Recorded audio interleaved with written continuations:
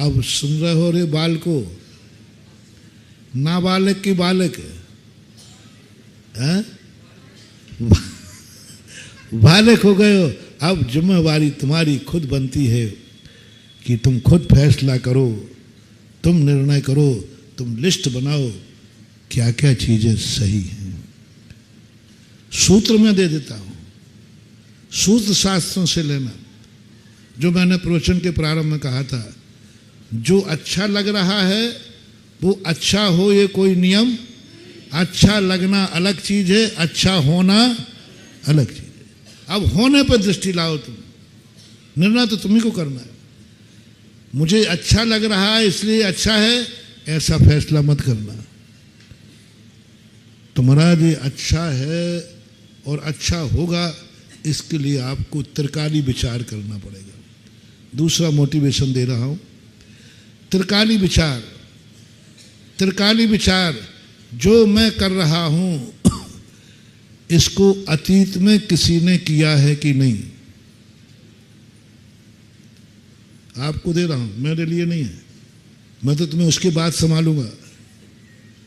अभी तो तुम्हें दे रहा हूं टिप्स कि बच्चे का एडमिशन कराने जा रहे हो, थोड़ा अध्ययन कर लो,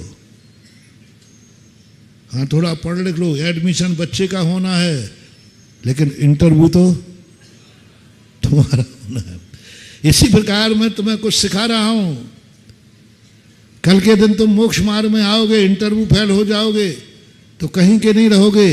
इतना सीख लो, तुम्हारे पहले जो तुम करने जा रहे हो, जो भी तुम कर रहे हो, मैं किसी के लिए नहीं रोक रहा हूं, जो भी तुम कर रहे हो वह कार्य तुम्हारे से पहले किसी ने किया है क्या।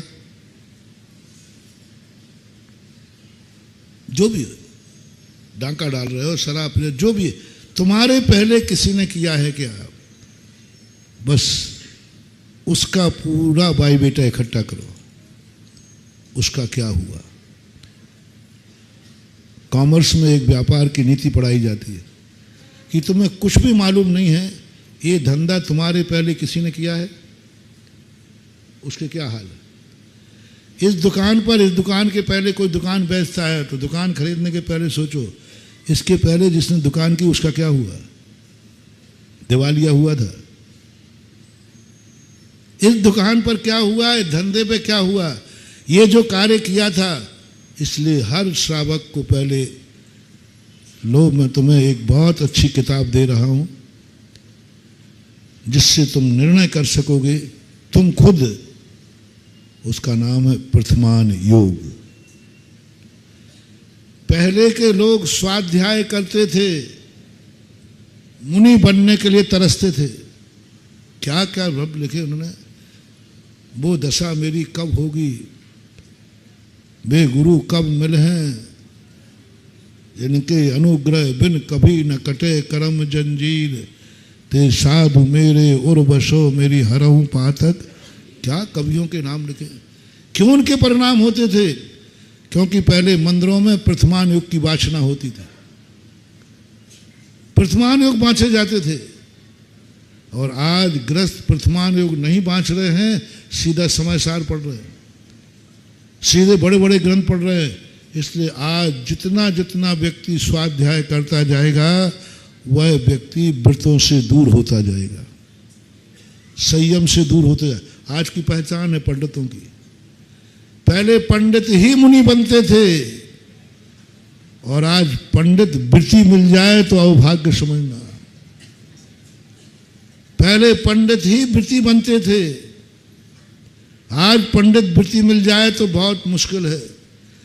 पहले अमीर आदमी ही वृत्ति बनते थे, जितने अमीर होते थे, नाभिराय, चक्रवर्ती आदि, वे सब वृत्ति बनते थे।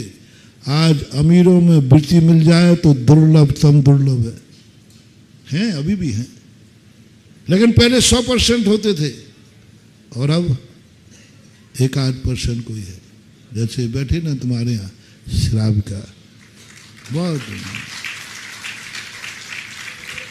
या तो इनके माँ बाप का प्रभाव है या सास ससुर का प्रभाव, नहीं तो अरे राम राम राम राम राम, बड़ा आदमी और वृत्ति अरे राम राम राम राम राम, आश्चर्य हो जाता है।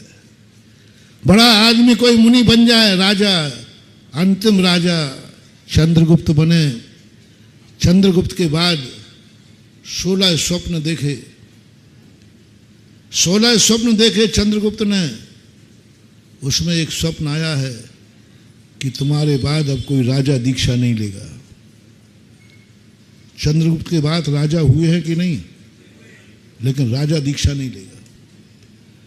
चौथे काल में आता कि राजा ही दीक्षा लेते थे। 99% लोग जब आयु कर्म बंद हो, जो राजा होते थे अंत में वो संन्यास लेते थे। अच्छे राजाओं का लक्षण था, गद्दी पर नहीं मरते थे अच्छे राजा, संन्यास लेते थे।